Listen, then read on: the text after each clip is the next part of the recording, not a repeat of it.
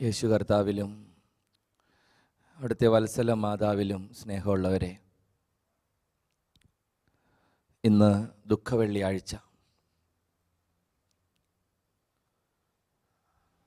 മലയാളത്തിൽ ദുഃഖവെള്ളിയെന്നും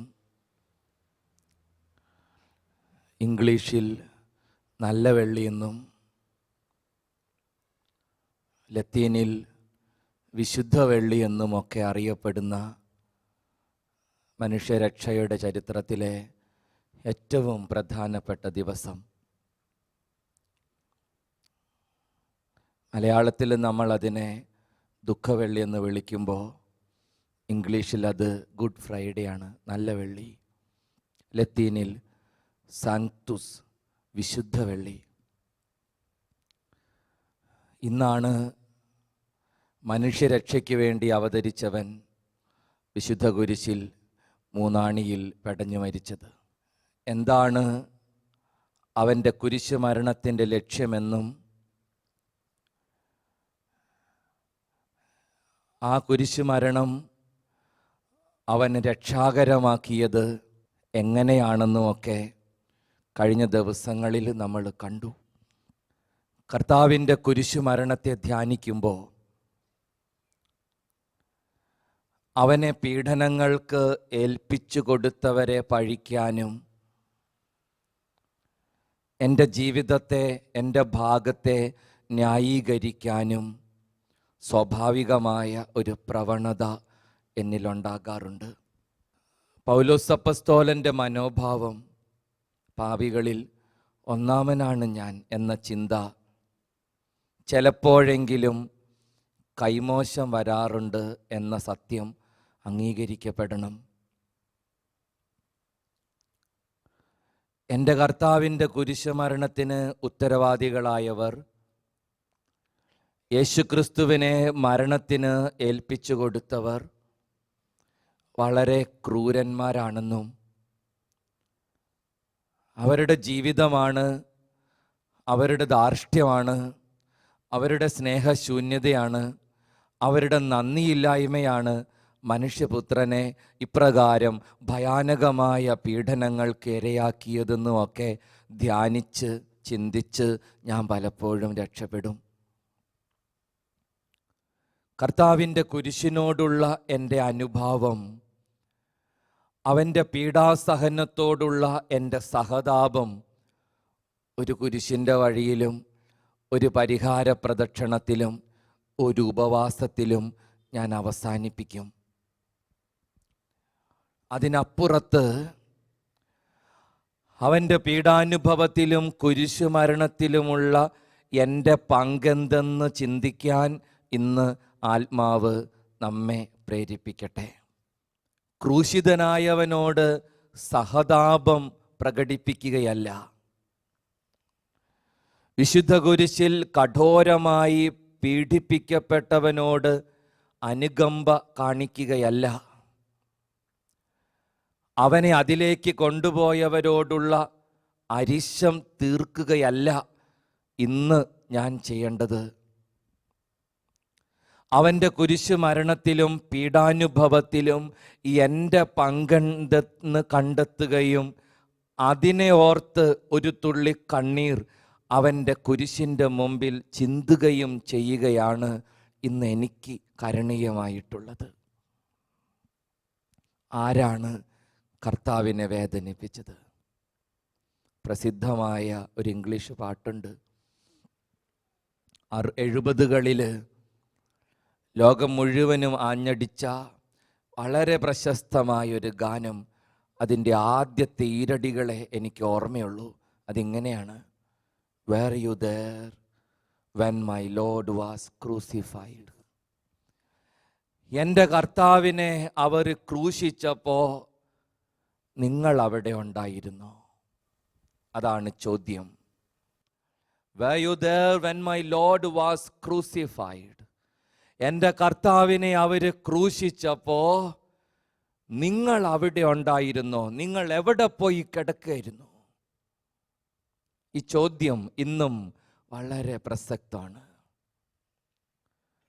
ആരൊക്കെയോ അവനെ ക്രൂശിച്ചു, ആരൊക്കെയോ അവനെ തള്ളിപ്പറഞ്ഞു, ആരൊക്കെയോ അവൻ്റെ ശരീരത്തിനും ജീവിതത്തിനും 30 വെള്ളിയുടെ വിലയിട്ടു എന്നൊക്കെ ചിന്തിച്ചും ധ്യാനിച്ചും എൻ്റെ ജീവിതത്തെ രക്ഷപ്പെടുത്താൻ ഞാൻ പരിശ്രമിക്കുമ്പോൾ ഈ ചോദ്യം എന്നെ തേടി വരും.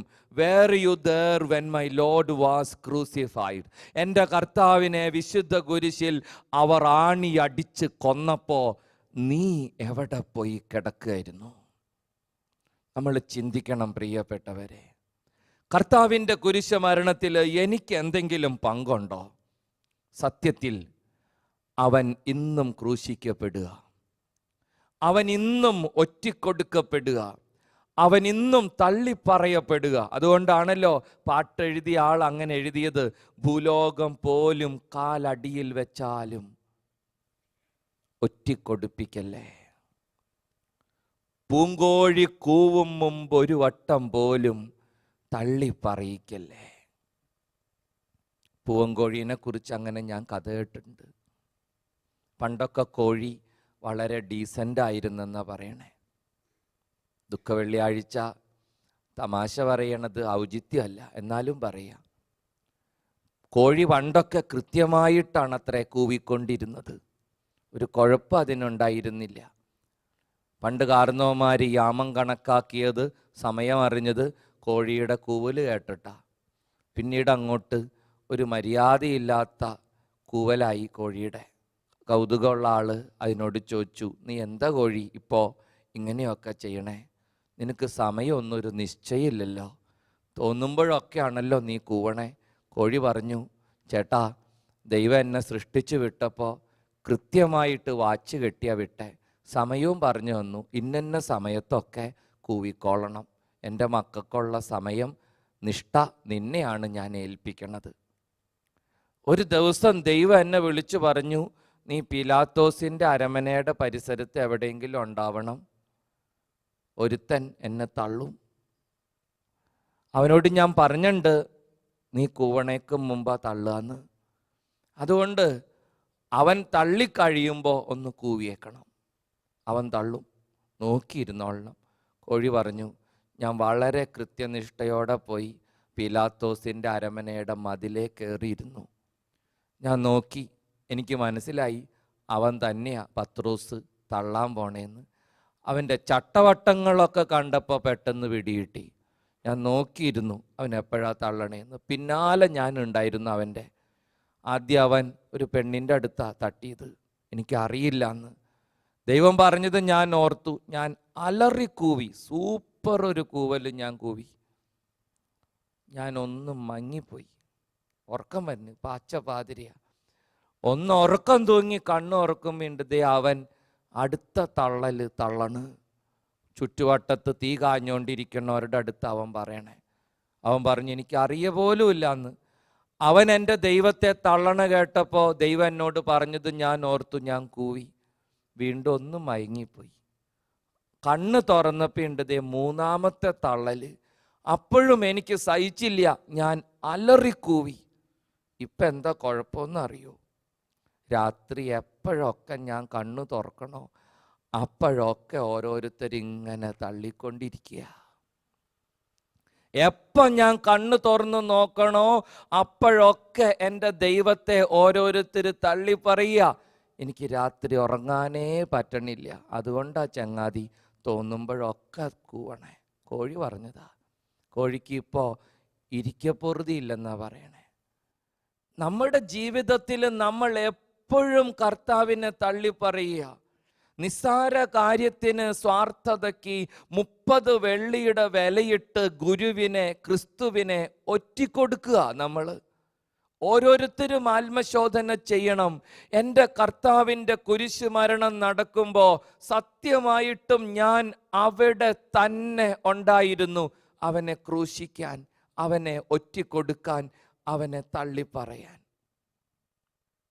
എൻ്റെ പ്രിയപ്പെട്ടവരെ, നമ്മുടെ അനുദിന ജീവിതത്തിൻ്റെ ഉത്തരവാദിത്വങ്ങൾ നമ്മൾ മറക്കുമ്പോൾ, നമ്മുടെ ജീവിതത്തിൻ്റെ കടമകൾ നമ്മൾ നിർവഹിക്കാതിരിക്കുമ്പോൾ, അർഹിക്കുന്ന സ്നേഹം നമ്മുടെ പ്രിയപ്പെട്ടവർക്ക് നമ്മൾ നിഷേധിക്കുമ്പോൾ, സുഖത്തിനും സന്തോഷത്തിനും വേണ്ടി ദൈവത്തിന് നിരക്കാത്ത പ്രവൃത്തികളിൽ നമ്മൾ വ്യാപൃതരാകുമ്പോൾ ഒരു സംശയവും വേണ്ട, അവൻ്റെ സഹനത്തിൻ്റെ ആഴം, അവൻ്റെ ശരീരത്തിൽ തറച്ചു കയറിയ ആണിയുടെ ക്രൂരത അത് വർദ്ധിക്കുകയാണ് ചെയ്യണത്. Praise the Lord.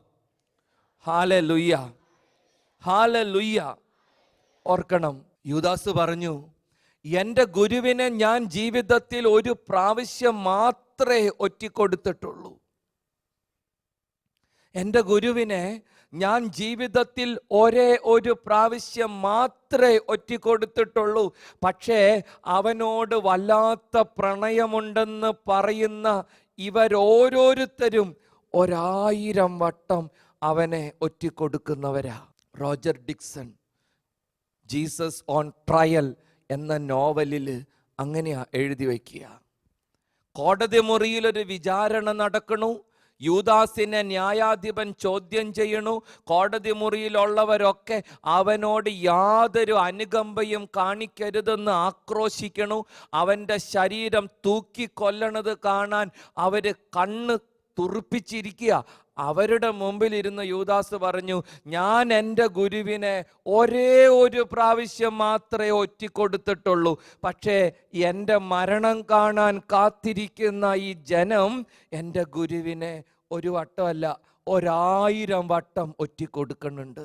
അവരുടെ നിരന്തരമായ ഒറ്റിക്കൊടുക്കലുകൾക്ക് മുമ്പിൽ എൻ്റെ തെറ്റ് തുലോം നിസാരമാണ്. എന്നെ വെറുതെ വിടണം. അയാളെ വെറുതെ വിട്ടെന്നാണ് കഥ പറയുക. നമ്മുടെ ജീവിതത്തിൽ ഉത്തരവാദിത്വങ്ങൾ മറക്കുമ്പോൾ, കടമകളിൽ നിന്ന് ഒളിച്ചോടുമ്പോൾ, നമ്മുടെ സ്വാർത്ഥതയ്ക്കും സന്തോഷത്തിനും വേണ്ടി ദൈവത്തിന് നിരക്കാത്ത പ്രവൃത്തികളിൽ വ്യാപൃതരാകുമ്പോൾ യേശുവിനെ വീണ്ടും വീണ്ടും നമ്മൾ ക്രൂശിക്കുക. കർത്താവിൻ്റെ കുരിശ് മരണം സംഭവിച്ചെന്ന് പറയുന്ന ഈ ദിവസം നമ്മൾ ഓർമ്മിക്കണം, അവൻ്റെ കുരിശ് മരണത്തിൽ എനിക്ക് വല്ല പങ്കുണ്ടോ? The Passion of Jesus cinema നിങ്ങൾ കണ്ടിട്ടുണ്ട്. ഈ അടുത്ത ദിവസമാണ് അച്ഛനൊരു വെളിപാട് കിട്ടിയത്. ഒരു പുസ്തകത്തിൽ ഞാൻ വായിച്ചു. ആ സിനിമയിൽ കർത്താവിൻ്റെ കുരിശ് മരണം നടക്കുന്ന രംഗം മനോഹരമായി ചിത്രീകരിക്കപ്പെട്ടിട്ടുണ്ട്. ഗംഭീരം. കർത്താവിൻ്റെ കുരിശിലേക്ക് കൈകൾ ചേർത്ത് വെച്ച് ആണിയടിക്കണ സമയം, ഒരു കയ്യിൽ ആണിയടിച്ച് മറ്റേ കൈ ദ്വാരത്തിലേക്ക് എത്താണ്ട് വന്നപ്പോൾ കയ്യിൽ കടുങ്കെട്ടിട്ട് വലിച്ച് പറച്ച് ആ ദ്വാരത്തിലേക്ക് എത്തിക്കുന്ന ഒരു ഭീകര രംഗം ആ സിനിമയിലുണ്ട്. എത്തിയ കൈവെള്ളയിൽ ഒരു കൈ ആണി വെച്ച് കൊടുക്കണ രംഗമുണ്ട്.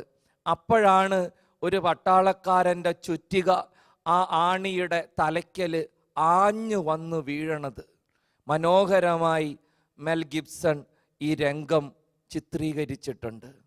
ഈ അടുത്ത ദിവസം അച്ഛനൊരു കാര്യം വായിച്ചറിഞ്ഞു. മറ്റൊന്നുമല്ല, കർത്താവിൻ്റെ വലിച്ചു നീട്ടപ്പെട്ട കയ്യേൽ ആണി വെച്ച് കൊടുക്കണ കൈ അത് മെൽ ഗിബ്സന്റെ കൈയാണെന്ന്. ആരാണോ ആ സിനിമ പിടിച്ചത്, കോടികൾ മുടക്കി പിടിച്ചത്, ആ സംവിധായകൻ, അനുഗ്രഹീതനായ ആ കലാകാരൻ, ദൈവത്തിൻ്റെ കയ്യൊപ്പുള്ള മനുഷ്യൻ ആ സമയത്ത് കർത്താവിൻ്റെ കയ്യേൽ അമർത്തി പിടിക്കാനുള്ള ആണിയെടുത്ത് കയ്യിൽ പിടിച്ചു അത്രേ. എന്നിട്ട് ചിത്രീകരിക്കാൻ ആവശ്യപ്പെട്ടു. അയാളുടെ കൈയാണ് കുരിശേൽ തറയ്ക്കാനുള്ള ആണിയും പിടിച്ച് കർത്താവിൻ്റെ കൈവെള്ളയിലിരിക്കുന്നത്. ക്ലോസപ്പായിട്ട് ആ കൈ കാണാം നമുക്ക് സിനിമയിൽ. മെൽ ഗിബ്സൺ വിശദീകരണം കൊടുത്തു. മറ്റാരും അല്ല ക്രിസ്തുവിനെ ക്രൂശിക്കുന്നത്, ഞാൻ തന്നെയാണ്. ഞാൻ തന്നെയാണ് അവൻ്റെ കൈവെള്ളയിൽ ആണി അടിച്ച് കയറ്റണത്. എൻ്റെ പ്രവൃത്തികളാണ് അവനെ നിരന്തരം വേദനിപ്പിച്ചുകൊണ്ടിരിക്കണത്. ഞാനാണ് ക്രൂശിക്കുന്നവരുടെ മുൻപന്തിയിൽ നിൽക്കണത്. ആ മനുഷ്യൻ്റെ ഹൃദയത്തിൽ കർത്താവിൻ്റെ കയ്യൊപ്പുണ്ടെന്ന് പറയണത് ഇങ്ങനെയുള്ള കാരണങ്ങൾ കൊണ്ടാണ്. അയാളുടെ കൈയാണത്രേ നമ്മൾ കാണണത്.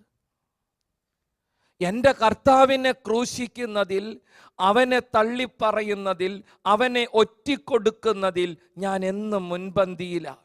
എൻ്റെ ജീവിതത്തിൻ്റെ ഏകാന്തതയുടെ നിമിഷങ്ങളിൽ, എൻ്റെ ജീവിതത്തിൽ എൻ്റെ പ്രശ്നങ്ങളെയും പ്രയാസങ്ങളെയും ഞാൻ അഭിമുഖീകരിക്കുന്ന ഇടവേളകളിൽ എപ്രകാരമാണ് എൻ്റെ കർത്താവിൻ്റെ ജീവിതത്തിൻ്റെ വേദനകൾ ഞാൻ വർദ്ധിപ്പിക്കുന്നതെന്ന് നമ്മൾ ഓരോരുത്തരും ആത്മശോധന ചെയ്യണം. കപടതയുടെ മുഖം മൂടി വെച്ച് കർത്താവിൻ്റെ മുമ്പിൽ പ്രാർത്ഥിക്കാൻ വന്ന് നിൽക്കുമ്പോൾ, എൻ്റെ ഗുരോ, നിന്നോട് പ്രാർത്ഥിക്കാനുള്ള ഒരു യോഗ്യതയും എനിക്കില്ല. നിന്റെ കാരുണ്യമാണ് എന്നെ ബലപ്പെടുത്തുന്നതും ശക്തിപ്പെടുത്തുന്നതെന്നും ഏറ്റു പറയാൻ, ആത്മാർത്ഥമായി മനസ്താപ പ്രകരണം ചൊല്ലാൻ നമുക്കൊരു കടമയുണ്ട്. ഈ ദുഃഖവെള്ളിയാഴ്ച നമ്മൾ നിർവഹിക്കേണ്ട, പ്രാർത്ഥിക്കേണ്ട, ഏറ്റുചൊല്ലേണ്ട പ്രാർത്ഥന അത് തന്നെ, മനസ്താപ പ്രകരണം. ഇത്രമാത്രം എന്നെ സ്നേഹിച്ച നിന്നെയാണ് ഞാൻ തള്ളിപ്പറഞ്ഞത്. യൂദാസിന്റെ ചുംബനത്തെക്കാൾ ക്രിസ്തുവിനെ വേദനിപ്പിച്ചത് പത്രോസിന്റെ തള്ളിപ്പറയില. യൂദാസിന്റെ ചുംബനത്തെക്കാൾ ക്രിസ്തുവിനെ വേദനിപ്പിച്ചത് പത്രോസിന്റെ തള്ളിപ്പറയില. കാരണം യൂദാസിന് ഒരു ഉമ്മം കൊടുത്തേന് 30 വെള്ളിയെങ്കിലും കിട്ടി. പത്രോസിന് എന്ത് കിട്ടി? അവൻ തള്ളിപ്പറഞ്ഞു. കുറച്ച് നേരത്തെ ചൂട് കിട്ടാൻ വേണ്ടി തീ കായണവരുടെ ഇടയിൽ ചെന്നിരുന്ന് രാത്രിയിൽ തണുപ്പകറ്റാൻ ശ്രമിച്ചപ്പോൾ കുറച്ച് നേരം കൂടി ആ തീ കൊണ്ടോണ്ടിരിക്കാനുള്ള സൗകര്യത്തിനും ന്യായത്തിനും വേണ്ടി അവൻ ഗുരുവിനെ തള്ളിപ്പറഞ്ഞു. ഞാൻ അവനെ അറിയ പോലും ഇല്ല. ഓർക്കണം, എത്ര ഭീകരമാണ് അവൻ്റെ ജീവിതത്തിൻ്റെ അവസ്ഥ. എൻ്റെ ജീവിതത്തിൻ്റെ നിസാര സുഖത്തിനും സന്തോഷത്തിനും വേണ്ടിയാണ് ഞാനിത് ചെയ്യണതെന്ന് ഓർക്കണം. എൻ്റെ പ്രിയപ്പെട്ടവർക്ക് ഞാൻ കൊടുക്കേണ്ട സ്നേഹ കാരുണ്യങ്ങൾ നിഷേധിക്കുമ്പോൾ, നിസാര കാര്യത്തിന് വെറുപ്പും വിദ്വേഷവും ഞാൻ മനസ്സിൽ സൂക്ഷിക്കുമ്പോൾ, ക്ഷമയുടെ ബാലപാഠങ്ങൾ ഞാൻ വിസ്മരിക്കുമ്പോൾ, എൻ്റെ ഒരു വാക്കും എൻ്റെ ഒരു കൊച്ചു സ്നേഹപ്രവൃത്തിയും എൻ്റെ പ്രിയപ്പെട്ടവരെ വീണ്ടെടുക്കുമെന്ന് അറിഞ്ഞിരുന്നിട്ടും ബോധപൂർവം ഞാനത് നിഷേധിക്കുമ്പോൾ, എൻ്റെ കർത്താവ് വീണ്ടും വീണ്ടും ക്രൂശിക്കപ്പെടുക, വീണ്ടും വീണ്ടും തള്ളിപ്പറയപ്പെടുക, വീണ്ടും വീണ്ടും ഒറ്റിക്കൊടുക്കപ്പെടുക. ദുഃഖവെള്ളിയാഴ്ച എൻ്റെ കർത്താവിൻ്റെ കുരിശ് മരണത്തിൻ്റെ ഉത്തരവാദിത്വം ആരുടെയെങ്കിലുമൊക്കെ ക്രൂരമായ ഹൃദയത്തിന് പതിച്ചു കൊടുത്ത് രക്ഷപ്പെടാൻ നോക്കാണ്ട്, എൻ്റെ വിഴ, എൻ്റെ വലിയ പിഴ എന്ന് കുത്താൻ നമുക്ക് പറ്റണം. കർത്താവിൻ്റെ കുരിശിൻ്റെ മുമ്പിലിരുന്ന് എൻ്റെ ജീവിതത്തെ ഞാൻ വിലയിരുത്തണം. എൻ്റെ ഇടർച്ചയുടെ വഴികൾ അവനെ എത്രമാത്രം വേദനിപ്പിച്ചിട്ടുണ്ട് എന്ന് ധ്യാനിക്കണം. അവൻ അർഹിക്കുന്നത് ഞാൻ നിഷേധിച്ചത് എൻ്റെ പ്രിയപ്പെട്ടവരിലൂടെയാണ്. എൻ്റെ ജീവിതത്തിൽ ദൈവം എനിക്ക് തന്ന കുടുംബത്തിലൂടെയാണ്. എൻ്റെ കുടുംബ ജീവിതത്തിൻ്റെ ഉത്തരവാദിത്വങ്ങൾ ഞാൻ മറന്നപ്പോൾ, ഒരു ക്രിസ്ത്യാനി എന്ന നിലയിലുള്ള എൻ്റെ ദൗത്യത്തെ, എൻ്റെ കടമകളെ ഞാൻ വിസ്മരിച്ചപ്പോൾ ഞാൻ അവനെ ക്രൂശിക്കുകയായിരുന്നു. ഓർക്കാൻ നമുക്ക്, അവനെ കുരിശിൽ തറച്ചപ്പോൾ ഞാൻ എവിടെയായിരുന്നു? അവൻ്റെ മേൽ കാരിരുമ്പ് അടിച്ചു കയറ്റിയപ്പോൾ ഞാൻ എവിടെയായിരുന്നു? ആ കയ്യിൽ എൻ്റെ കൈയായിരുന്നോ? ആ കണ്ണീര് എൻ്റെ കണ്ണീരായിരുന്നോ? ആത്മാർത്ഥമായിട്ട് നമുക്ക് പ്രാർത്ഥിക്കാം. കരങ്ങൾ കൂപ്പി കണ്ണുകൾ അടച്ച്. ക്രൂശിതനായ എൻ്റെ കർത്താവേ, കാൽവരിയിലെ നിൻ്റെ കഷ്ടപ്പാട് ഞാൻ ഓർക്കുന്നു. എനിക്ക് വേണ്ടി എന്നോടുള്ള സ്നേഹത്തെ പ്രതി വിശുദ്ധ കുരിശിൽ അത്രമാത്രം നീ വേദനിച്ചിട്ടും വീണ്ടും വീണ്ടും എൻ്റെ ജീവിതത്തിൻ്റെ പാപങ്ങൾ വഴി, എൻ്റെ ഇടർച്ചകളിലൂടെ ഞാൻ നിന്നെ വേദനിപ്പിച്ചു കൊണ്ടിരിക്കുന്നു. കർത്താവേ, പാപികളിൽ ഒന്നാമനാണ് ഞാൻ. നിൻ്റെ മുമ്പിലായിരിക്കാനുള്ള ഒരു യോഗ്യതയും എനിക്കില്ല. നിൻ്റെ വിശുദ്ധ കുരിശിൻ്റെ മുമ്പിൽ നിൽക്കുമ്പോൾ എൻ്റെ ഹൃദയത്തിൻ്റെ ബലഹീനതകൾ ഞാൻ അറിയുന്നു. ഇത്രമാത്രം എന്നെ സ്നേഹിച്ചിട്ടും ഞാൻ നിനക്ക് വേദന മാത്രമേ പങ്കുവെച്ചുള്ളൂ എന്ന സത്യം എന്നെ വല്ലാണ്ട് തകർത്ത് കളയുന്നു. പത്രോസിനെ പോലെ മനസ്സ് നൊന്ത് കരയാൻ, ആത്മാർത്ഥമായി മനസ്താപത്തിൻ്റെ പ്രകരണം ചൊല്ലാൻ നീ എന്നെ ബലപ്പെടുത്തണേ. നിന്റെ കുരിശിലെ വേദനകളോട് എൻ്റെ ജീവിത ക്ലേശങ്ങൾ ചേർത്ത് വയ്ക്കാൻ സാധിക്കുന്ന സുഹൃതങ്ങൾ വഴി നിന്റെ കുരിശിൻ്റെ വേദനകൾ ലഘൂകരിക്കാൻ കർത്താവേ, നീ എൻ്റെ ജീവിതത്തെ വീണ്ടെടുക്കണേ. അമ്മ മാതാവേ, അമ്മയുടെ പുത്രൻ്റെ ശരീരത്തിൽ അവൻ ഏറ്റെടുത്ത ഓരോ അടികളും അവൻ്റെ കൈവെള്ളയിൽ തുളച്ചു കയറിയ ആണികളും എൻ്റെ പാപത്തിൻ്റെ ഫലമെന്ന് ഞാൻ അറിയുന്നു. അമ്മ മാതാവേ, നിന്റെ തിരുപുത്രൻ്റെ തിരുമുറിവുകൾ എൻ്റെ ഹൃദയത്തിൽ നീ പതിപ്പിക്കണേ. കുരിശിനാലേ ലോകമൊന്നായി വീണ്ടെടുത്തവനേ, താണു ഞങ്ങൾ വണങ്ങുന്നു ദിവ്യപാദങ്ങൾ. കുരിശിനാലേ ലോകമൊന്നായി വീണ്ടെടുത്തവനേ,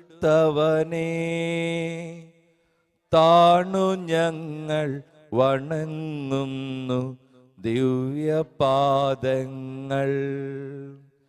കുരിശിനാലേ ലോകമൊന്നായി വീണ്ടെടുത്തവനേ, താണു ഞങ്ങൾ വണങ്ങുന്നു ദിവ്യപാദങ്ങൾ. താണു ഞങ്ങൾ വണങ്ങുന്നു ദിവ്യപാദങ്ങൾ. അവർണ്ണനീയമായ ദാനത്തെ പ്രതി കർത്താവേ, നിനക്ക് സ്തോത്രം. ആമേൻ.